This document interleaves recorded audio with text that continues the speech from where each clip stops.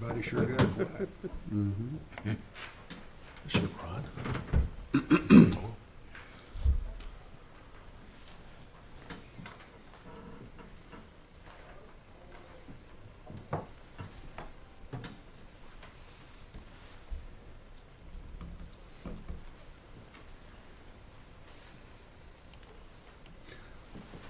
I'll call this meeting of the Sweetwater City Council to order and ask Gil Cherry to do the invocation this morning, and Councilman Castro is going to lead us in the pledges. Bow with me, please. Heavenly Father, we come today with your blessing to do the business of this city, to better the environment, the quality of life, all the things that this council has to consider each time they meet. Father, be with them and bless them with the knowledge and the ability to handle these situations, and allow us to handle those situations in a life that would be blessed by you, Father God. We know we're imperfect. We know that we do things the wrong way most of the time. We ask that you can continue to be with us and guard us and protect us as we go through those things. Show us the way you have us go, and allow us to be part of your kingdom in a time when that kingdom is needed. Father God, we thank you for the gift that your Son graciously sacrificed for us. And it's in his name that we pray. Amen. Please join me in the pledge of allegiance. With allegiance to the flag of the United States of America and to the republic for which it stands, one nation, under God, indivisible, with liberty and justice for all. On the Texas flag, I pledge allegiance to thee, Texas, one state, under God, one and indivisible.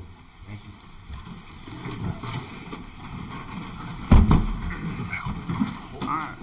We'll now move to item 4, which is discuss, consider, and act upon approval of minutes for meeting held on January 9th. I approve the minutes. Second. All in favor? Aye. Okay, item number 5 calls for public input. At this time, anyone is allowed to speak on any matter other than personal matters or matters under litigation for a length of time not to exceed 3 minutes. No council discussion or action may take place on the matter until such matter has been placed on an agenda and posted. Is there anyone who wishes to speak? Morning, gentlemen. Morning. If you don't mind, I'll start by handing a couple of these out. Just so you have a reference. I will not have enough time to speak to all these points. But I'll take those with you later. My name is Ivan Vai. I am actually a citizen of Abilene, but I come to you today as the president of the Abilene RC Society, commonly referred to as my wife as the Nerd Club. We're a radio control group that flies at Fort Phantom, and there's a certain segment of the hobby that actually needs more space than what the city of Abilene can provide. And so I come to you today to position you to consider the opportunity to host a large-scale RC event at Avenger Field.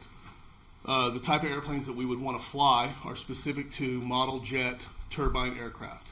These aircraft are probably the higher echelon of the radio control market. Most people think of radio control as something you buy your kid or grandkid at Walmart or off Amazon for Christmas. And although that's the way many people do get started, many of us have been flying, myself personally, been flying since I was 9 years old. And so at this level of the hobby, these aircraft are flown with true turbine jet engines, which are a sight and sound that you only get if you watch the Thunderbirds at a full-scale air show. They're made with the same composites and the same technology as full-scale aircraft. And because of that, we need large spaces, is really what it comes down to. And so the opportunity to present and host an event, perhaps at Avenger Field, I think would benefit a lot of people involved. Would obviously give a lot of pilots across the Southwest and quite honestly nationwide an opportunity to fly at a full-scale airport, which is quite rare. There's only about a half a dozen events like that across the U.S. But it also presents all the same opportunities that a full-scale air show would provide. You have obviously public spectators. You can have concessions. I can't speak to, we haven't done an event this large, although we have hosted decent-sized events, not jet events, at our field in Abilene. I can't speak to what it would be as far as economic impact, but a lot of these people would travel from 10, 12, 14 hours away easily to attend an event at a full-scale airport. Obviously, we have experience in obtaining all of the required insurances and sanctions that are necessary for the events. So I can speak to that at a later date. But in a nutshell, that's kind of what I would like to propose to you guys, is an opportunity to review what it would take to implement an event of this scale, what that would look like in Avenger Field with the issuance of TFRs and NOTAMs to make sure that we were able to control full-scale air traffic, or perhaps even set aside a day for that. Dates that we have considered for 2024 that fit within the national schedule of these type of events would be either mid-July or mid-October. The only problem with the July date, obviously, being the heat of West Texas. October, you start to get into a question of weather. But, I mean, this is obviously something that we deal with regardless of the event and the location.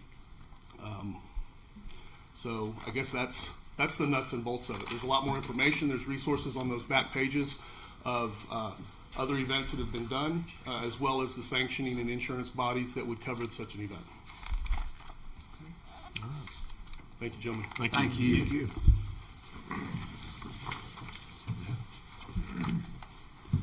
We'll now move to item 6, which is a presentation from Kindig Keystone Collaborative to the City Council and the Planning and Zoning Commission regarding code diagnostic critique and annotated outline.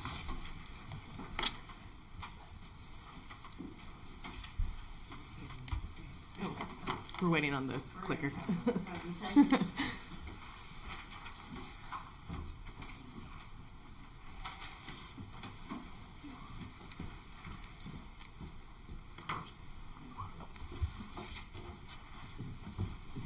Thank you so much.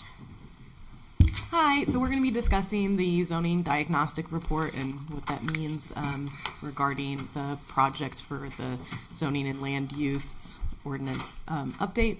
So just a quick recap and basics of this project. My name is Ashley Woolsey. I'm here with Brian Mabry, and we're with Kindig Keystone Collaborative, and we're the project team along with our CEO, who's working more in the background in there, if we need him, along with the city staff and an administrative working group to work on this project. So just a quick refresh on what a ZLUO is. So the Zoning and Land Use Ordinance, it'll be a source for many of the land development regulations. So that would include zoning and land use, building and site design regulations, development review bodies, procedures, nonconformities, enforcement, and then definitions regarding those things. And what this will do is break the city into zoning districts and then list dimensional standards within those districts. So lot width, setbacks, things like that for each district. And it'll outline the use permissions for different areas of the land. So whether a use is permitted, limited, conditional, or prohibited. And it acts as a source for many development standards, which would include landscaping, parking, lighting, and signage. And we're aiming to provide consistency for all the procedures, so everything will be in one place for most procedures that will deal with land use and development. And we're planning to also make the development regulations more user-friendly, so lay people, staff, and the development community alike will be able to read it and understand it in more clear, plain English. I won't go over all of these because we discussed this pretty at length last time, but this is just an outlining what the ZLUO is not, so it's not going to affect people's property taxes or the annexation policy or how things can be built in construction standards, like where this 2x4 needs to go to hold up a building. It's not going to be any of that. And what is the difference between the comprehensive plan and a ZLUO? Again, this was discussed last time, so I'm just going to do this quick little recap where comprehensive plans set out broad policies for the growth and economic development of the city and in specific areas. The ZLUO is a set of laws and procedures and standards along with the zoning map that implement some of these procedures. So what we usually like it to is comprehensive plan is like a menu, and the ZLUO is like a recipe to get to those menu items and shows you how to get there. Again, project goals is to modernize and implement some of the goals and objectives of the comprehensive plan, reorganize it to where it's a more logical order. We want to streamline things where possible and just create more user-friendly code by including tables and graphics. This is the project timeline. We're at the very end of phase 1. This is the last thing in phase 1, and we've actually already started the beginning process of phase 2, which is the drafting. So we've already started drafting the more basic provisions that are pretty standard in all codes, kind of like the legal things that need to be covered, explaining what the code is and different things like that. So the Zoning Diagnostic Report introduction. What's the purpose of this report? Well, it is to review your current code along with any other development ordinances and plans and policies, and look for existing provisions with how they comply with state and federal law or how they don't comply, evaluate the structure, how it's organized, identify ways to simplify and streamline what you already have or add to what you already have. The big one with the city is adding things that are missing or things that we feel like need to be included that have not been included in the past.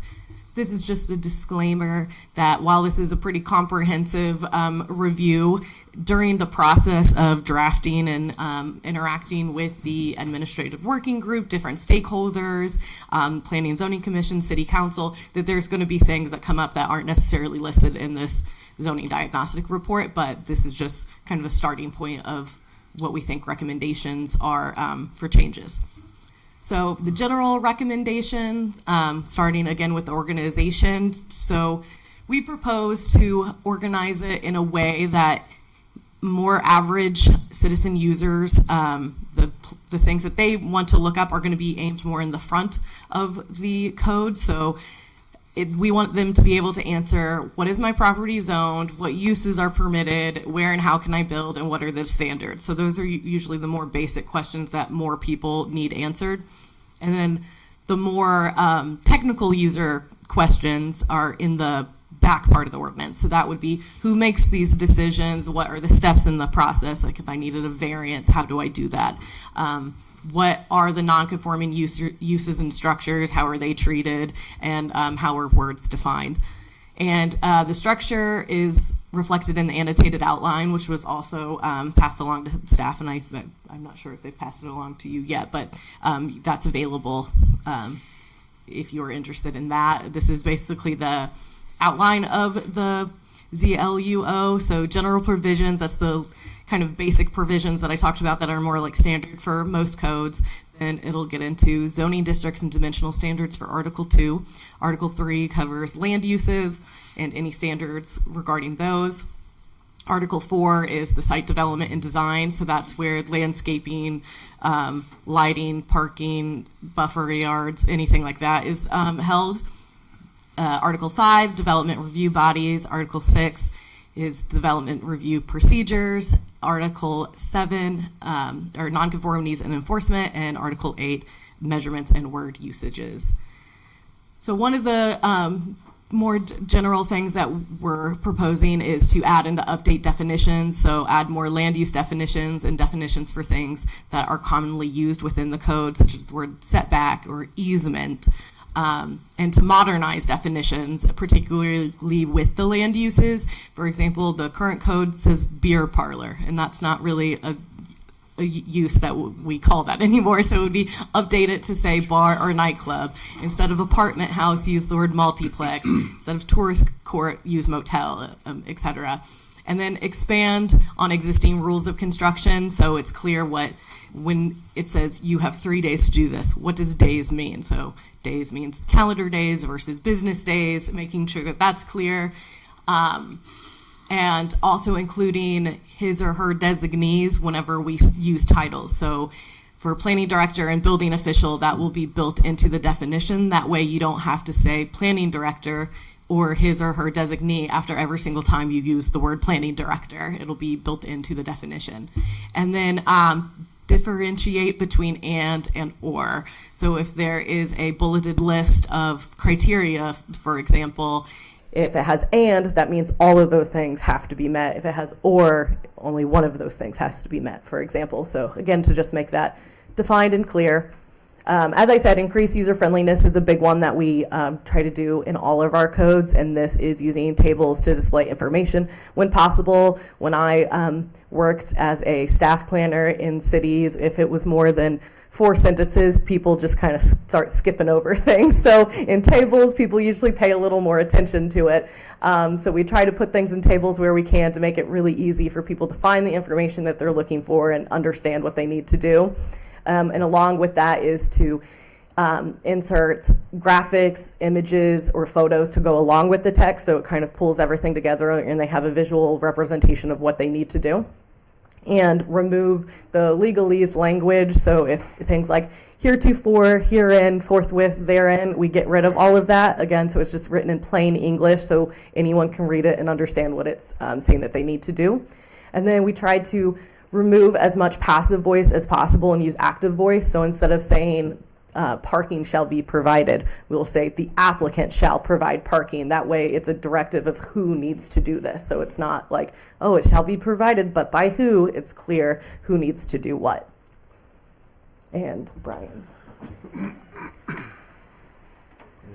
Good morning, council members. Brian Mabry from Kendall Keys Collaborative. I'm going to get into a little more of the substance of the critique that we've done for you all. Just starting off with the future land use map. That is part of your comprehensive plan that was adopted, I don't know, a year or so ago. That's not a zoning map. It sets the tone and the kind of what the zoning in the future of the city could look like. It's a guide for when, if an applicant or a property owner came forward to you all with a proposal to change the zoning of a particular property that they own, well, staff will have looked at the future land use map and compared it to what's being asked for and see how it aligns or doesn't align with your future land use map. So it's a forward-looking part and map of your comprehensive plan. It's not your zoning map. Zoning map is a law. This is more of a guide, and so this is what we have based our proposed zoning districts on that I'll get to in a second here. You've got 10 future land use types on your future land use map that's in your comprehensive plan. I've got images and examples of each of those. They kind of run the gamut of what you would expect to see of parks and open area, so kind of what it sounds like, civic or public land uses like City Hall, where we are right now, libraries, schools, regional commercial, where there are bigger, like Walmart, or bigger kind of fast food restaurants, things like that. Corridor revitalization, so areas that are that have maybe seen better days and that could be revamped a little bit. Neighborhood commercial is smaller scale commercial that kind of serves the residences that are close by to it. Traditional neighborhood is sort of what you see a lot of for your residential areas that have been developed over the years. Residential mix is similar to that, but has some non-residential or commercial kind of worked into the design. Your downtown, of course, business and industrial areas, and then industry center. The difference being kind of intensity, with the business and industrial being maybe less intense, and a little newer, and industry center being more intense. So with your zoning districts, as we've been working on, and I should say, of course, we are this project still has a year to go.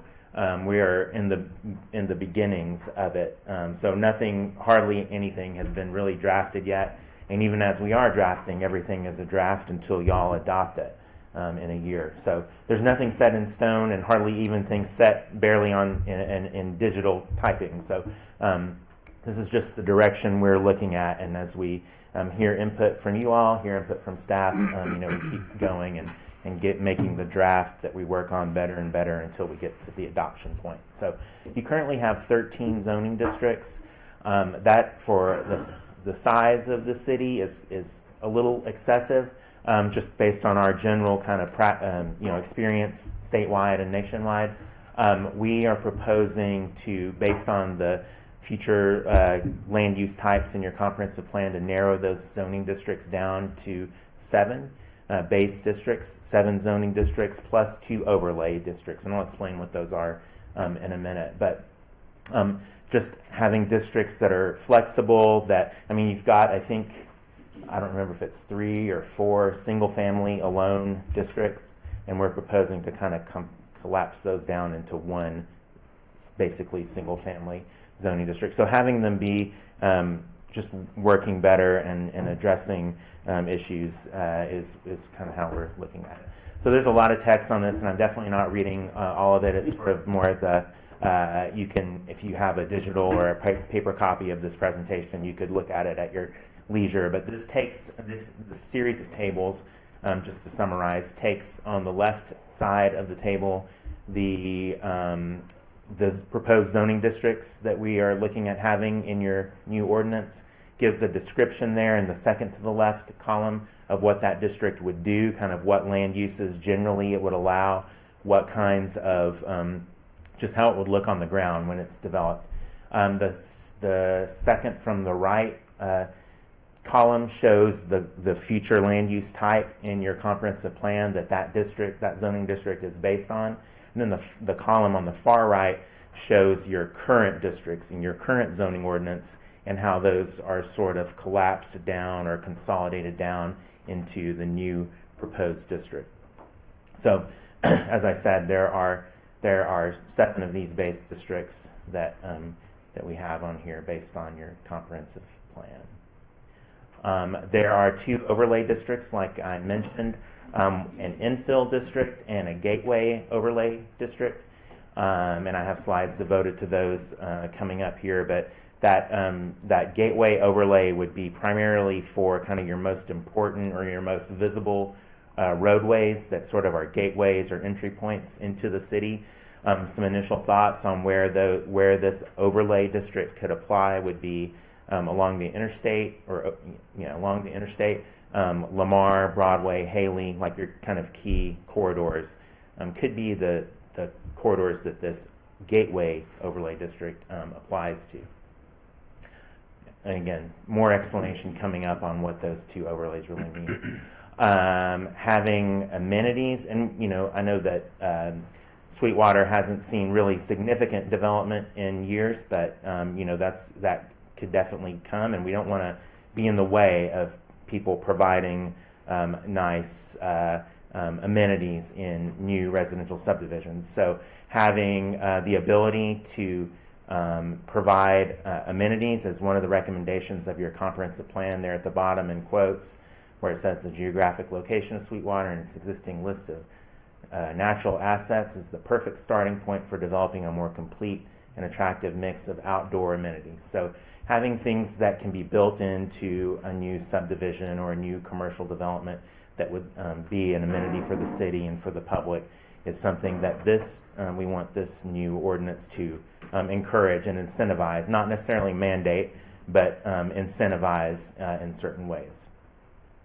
So on the left is just sort of a typical residential development that someone takes and subdivides into, in this case on the left, 44 lots, and there's no what we could call amenity or open space that's part of it. On the right-hand example, and this is obviously just hypothetical, it's not like any proposed development for Sweetwater that I'm talking about here, it's just a hypothetical sketch.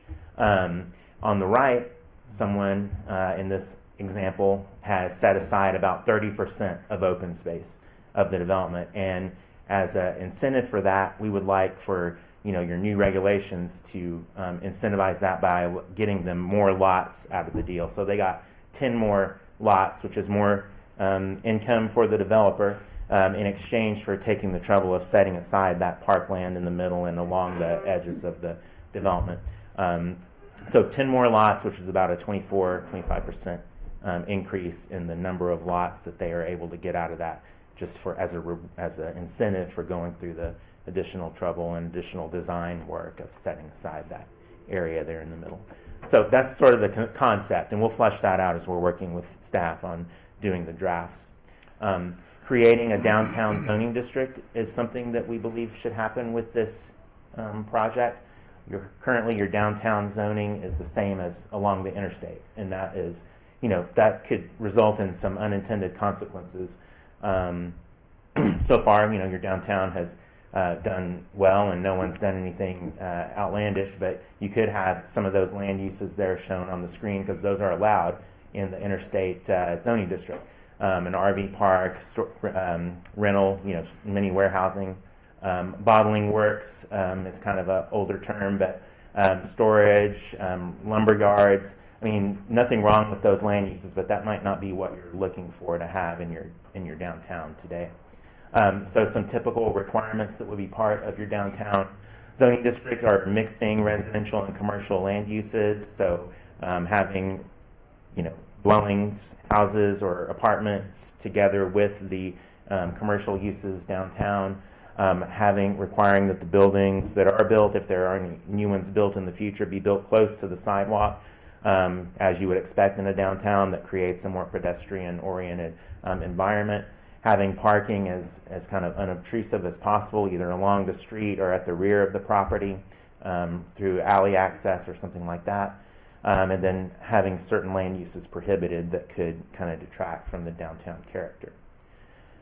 I mentioned the infill overlay district earlier. What an overlay is, and let me jump forward and then I'll come back. I don't know if I can point. Oh, it doesn't work. What an overlay district is, just exemplified by that image. There's the ground on one layer. There's your zoning districts that are sort of applied to the ground that we're talking about. Then that blue part is sort of an overlay. It's an additional area, an additional kind of zoning district on top that either adds or takes away standards for whatever property it falls on.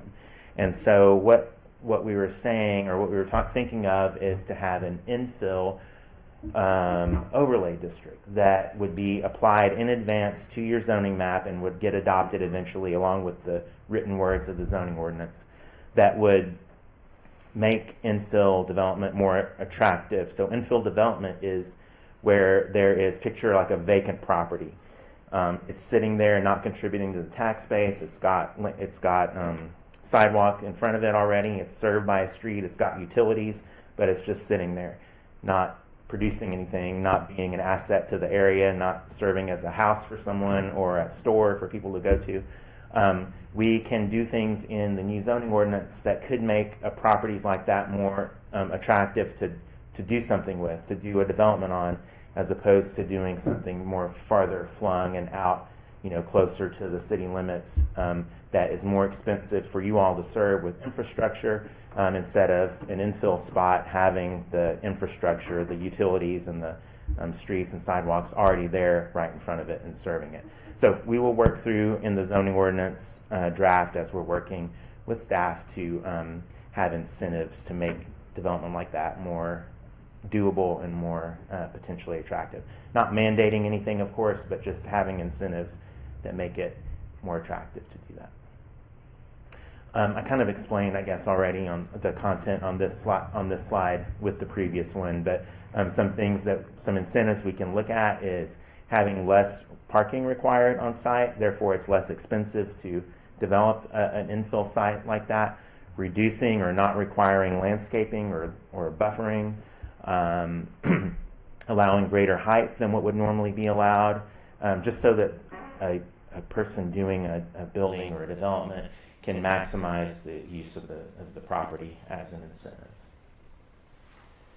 One other overlay we mentioned previously is a gateway overlay for certain important corridors and gateway corridors in the city that would apply mainly to new buildings that are being built.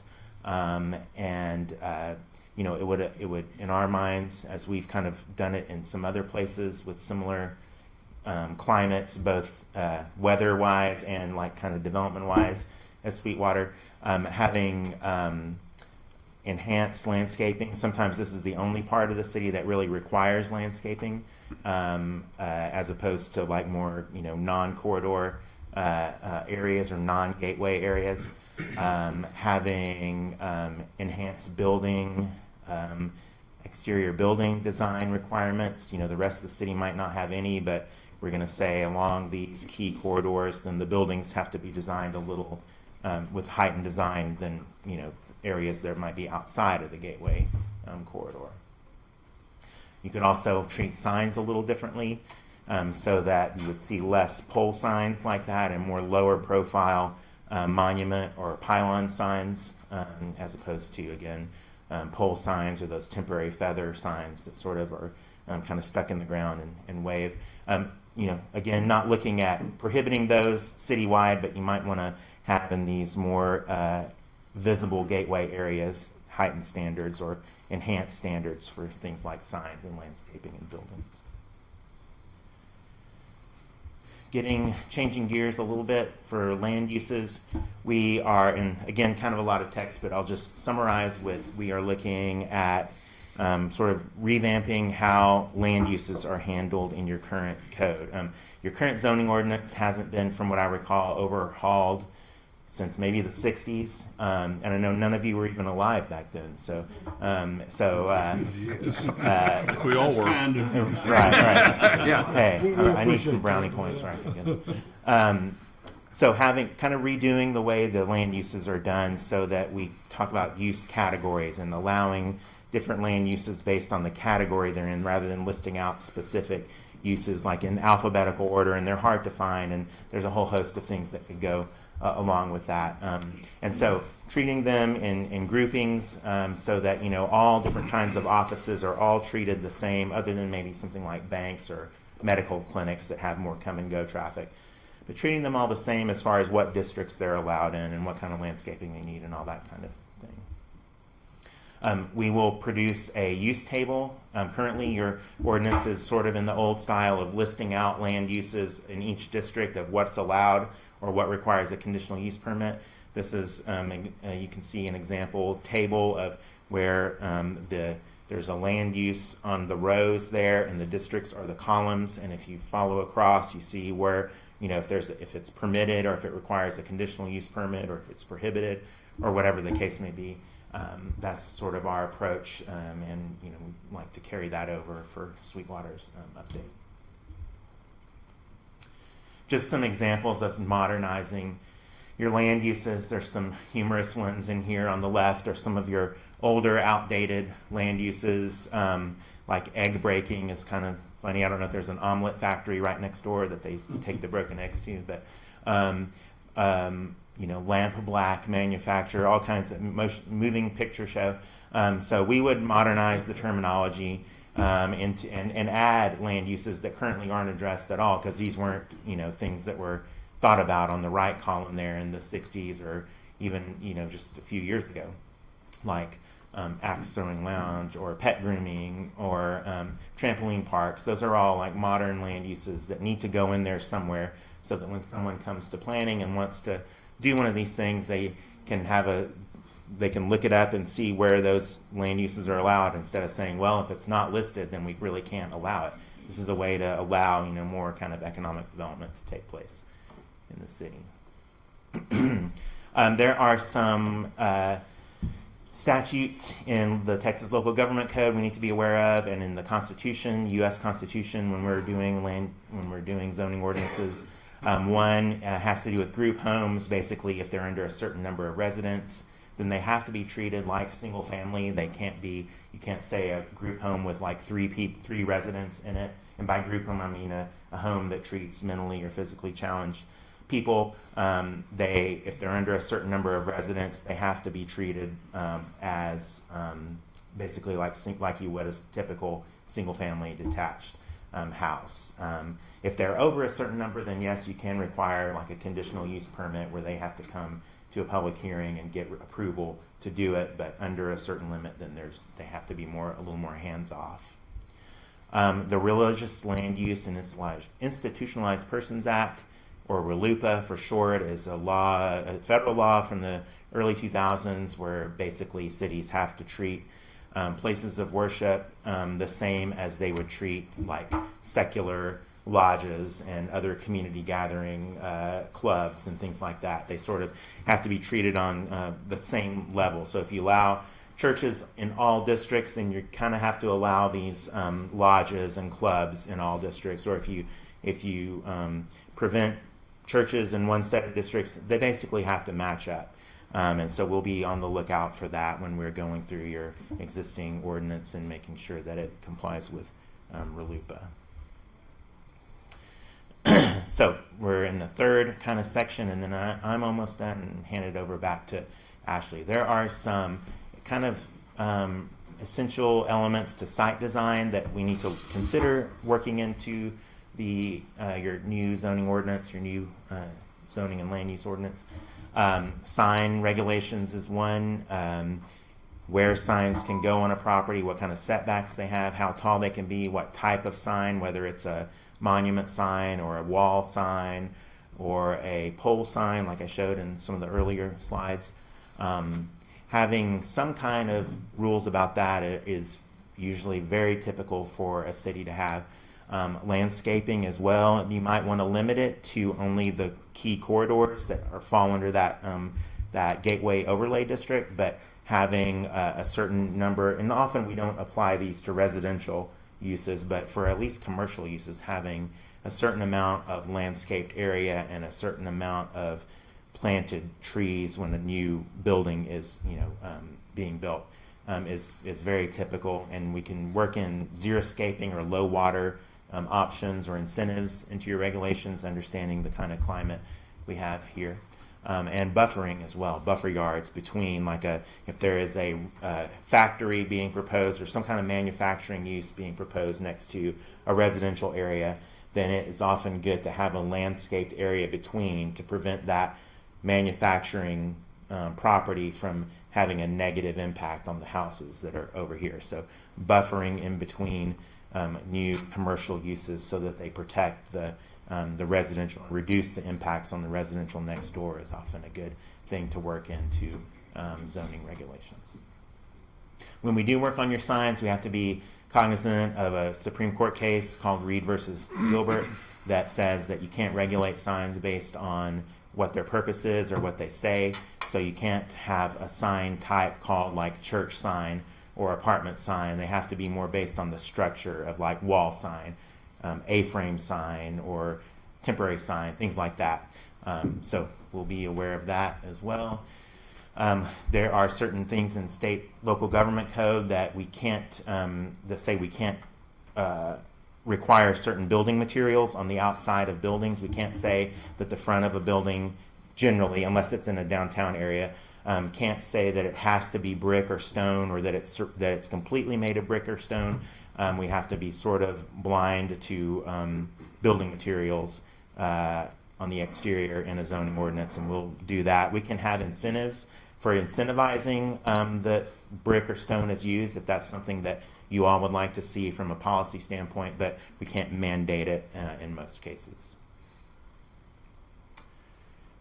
Again, we have sort of a menu of choices, and those like a brick or stone exterior would be one of those options that they could build into the design of the building, and it could be, again, incentivized in that way.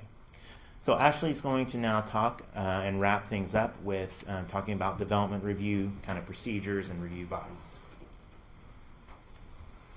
Okay, so the development review bodies, those are the bodies that are the recommendations and decision-making bodies within this code. So the different applications, whether it be a sign permit or a rezoning, these are the bodies that do the reviews, make the recommendations, and then the final decision for all of those. So we plan to add description and outline the responsibilities and duties related to the ZLUO for all the development review bodies. And these are kind of broken up into two categories. The first category is the administrative review bodies. So that would include the director, the building official, the development review committee, et cetera. So anyone who is typically like a hired staff member or a consultant that comes in and helps do the review, and the more of the applications that require following the code and there's less discretion in the decisions is typically handled with the administrative review bodies. And then the appointed and the elected review bodies, which would include City Council, Planning and Zoning Commission, and the Board of Adjustment. And then recommended changes to the development review procedure. So these are the procedures themselves that the development review bodies handle.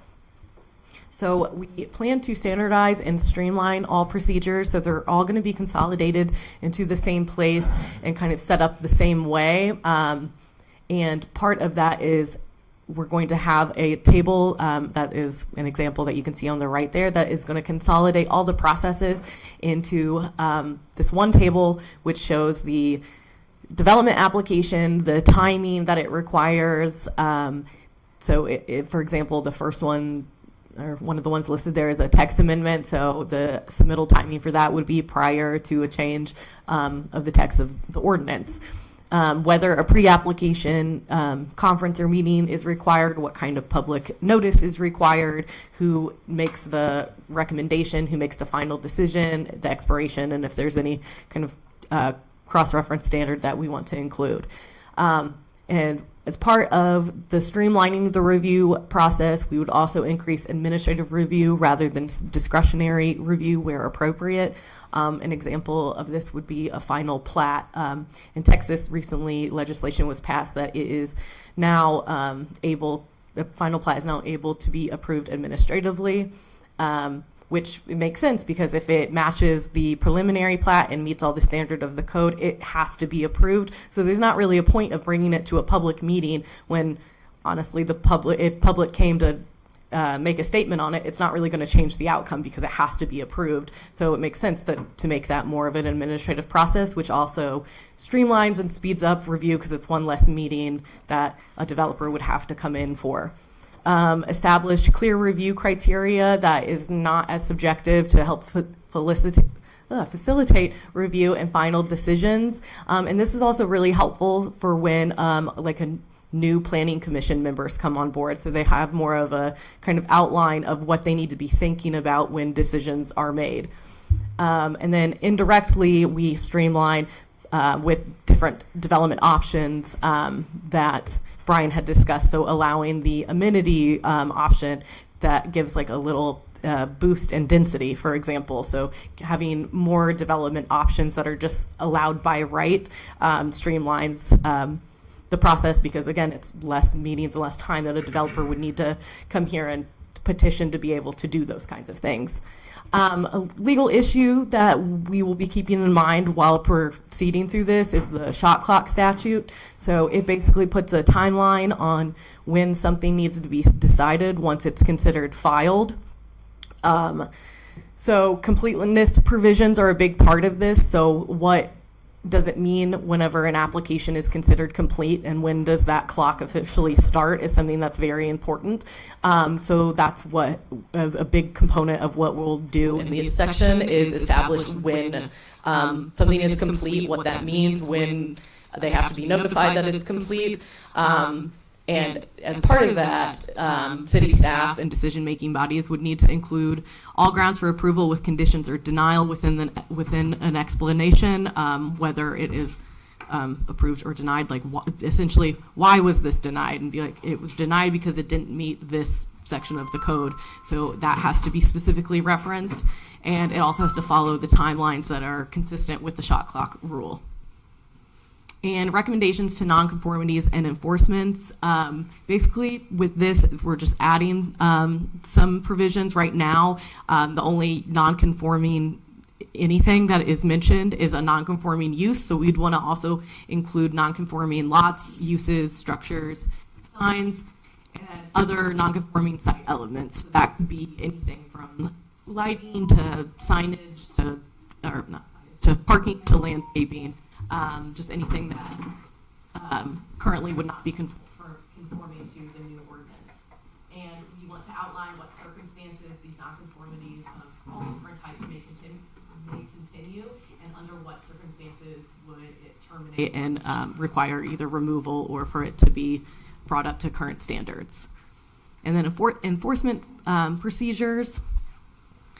So we'd want to add in some non-judicial remedies such as stop work orders, license suspensions, and not issuing additional permits until current violations are fixed.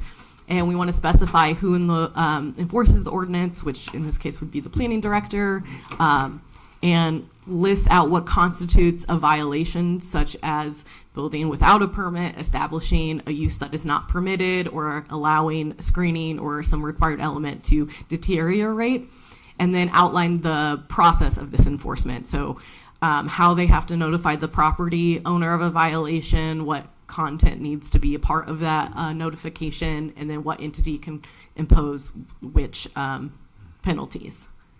Okay, and then next steps as part of this project is the first draft of Module 1, which will include the basic kind of standard legal language that is included in codes, the zoning districts and their dimensional standards, and then the land uses, including what land uses are allowed in which districts and any standards that go along with those, including accessory uses and structures and temporary uses and structures. That is all part of the first module, and that will be sent to staff the week of March 25th. So after that, that can be reviewed, and then we'll get feedback, and then we can revise as needed. And then on June 11th, we have a virtual midpoint briefing with City Council where we can answer any questions up until that point, or if you all have any feedback from the first module, we can get it from you then, or anything, really any questions or comments that you have up until that point. And that is where we are right now. So if you have any questions or comments, we'd be more than happy to answer any of them. I don't know what I did. Where's something? Oh, he did it back there. Thank you. Thank you. Item 7, which is to hear from Police Chief Brian Sheridan on the Sweetwater Police Department's Racial Profiling Annual Report. Morning, sir. Good morning. Good morning. In 2001, the Texas legislature, with the intent of addressing the issue of racial profiling and policing, enacted the Texas Racial Profiling Law. The Sweetwater Police Department, in accordance with this law, has collected and reported traffic and motor vehicle-related contact data for the purpose of identifying and addressing, if necessary, areas of concern regarding racial profiling practices. In addition to this law, in 2017, the Sandra Bland Act was passed, and the Sandra Bland law requires that law enforcement agencies in the state collect additional data and provide a more detailed analysis. I'm happy to say all these requirements have been met by the Sweetwater Police Department, and they are included in the 73-page report that you've been provided. If you'll turn to page 1, we'll start. I'll highlight basically what it is. We stopped 2,049 cars in 2023. And of those cars stopped, the drivers, 1,065 identified as white, which is about 52%. 751 identified as Hispanic or Latino, which is 37%. 209 of the vehicles stopped identified as black, which is 10%. And 1% identified as Asian Pacific Islander, and less than 1% identified as Alaska Native / American Indian. So I'm required to give you these statistics before March of every year, and that's basically that in a nutshell. And it shows that our men and women are doing exactly what they're supposed to be doing. Any questions? Thanks, sir. All right, thank you. Okay, now we'll move to item 8A, which is discuss, consider, and ratify city manager's appointment of Mr. Richard Ferguson to the Civil Service Commission to replace Mr. Ryan Straybeck. Mr. Straybeck moved from Sweetwater, and his term will end January 2026. So moved. Second. All in favor? Aye. Motion carried and approved. City manager's report. Yes, sir. I have a few things to discuss. The first being the SNAP Annual Valentine's Dinner and Dance will be held at the SNAP Building on Valentine's Day from 5 p.m. to 8 p.m., featuring music from Along for the Ride. The citywide junk haul-off will be held February 17th, weather permitting, from 8 a.m. to 2 p.m. The drop-off locations are outdoor flea market grounds off East 15th, Fraley Park, and the 1500 block of Vards Lane. For further information on acceptable and unaccepted items, please look at our Sweetwater Facebook page. We've got good info on there.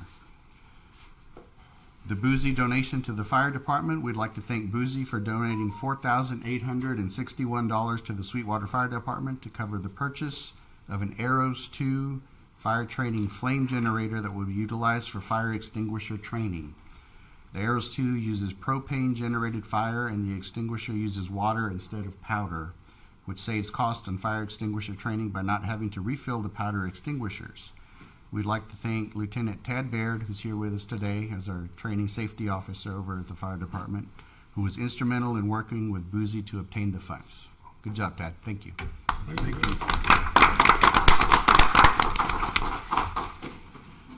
Next is the police department confiscation of money and narcotics. As you all know, the use and distribution of narcotics is an issue in our community, and the police department is doing a very fine job in trying to quell that.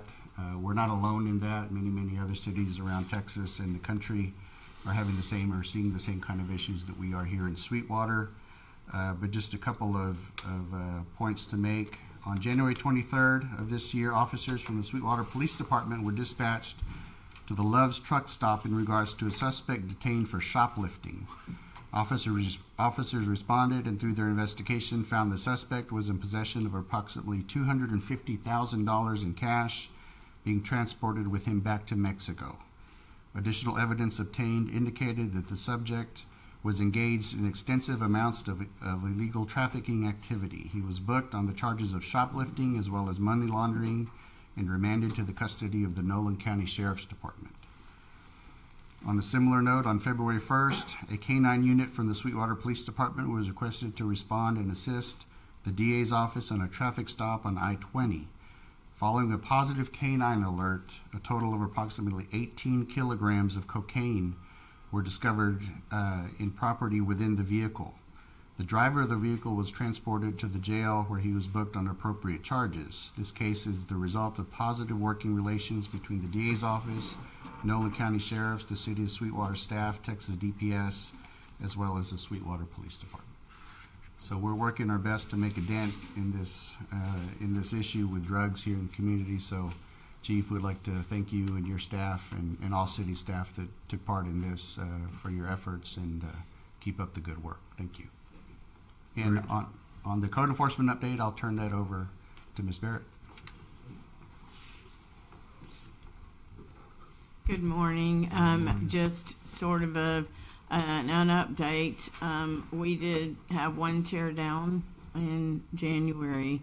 We're in the process of several others.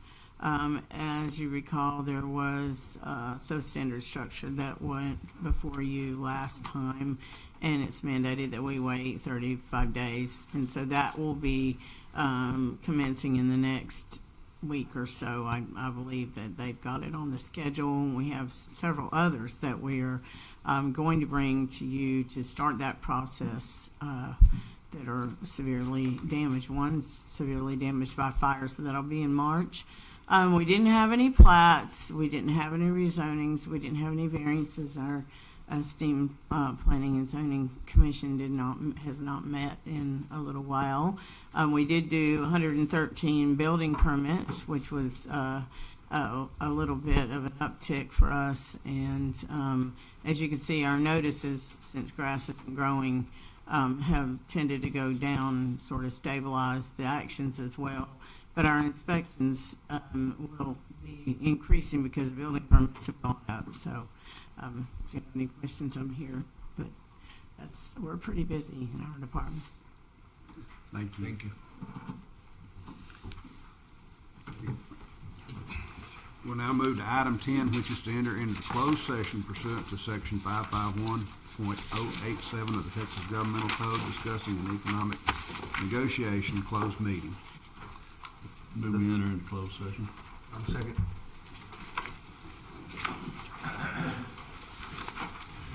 All in favor?